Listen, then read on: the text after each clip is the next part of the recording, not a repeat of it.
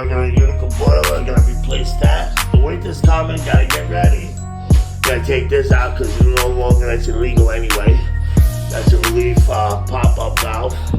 Since you got one here, you don't need that. I gotta cut here, cape it, replace it.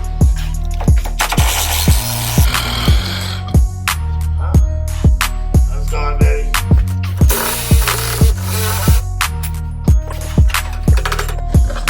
How you doing?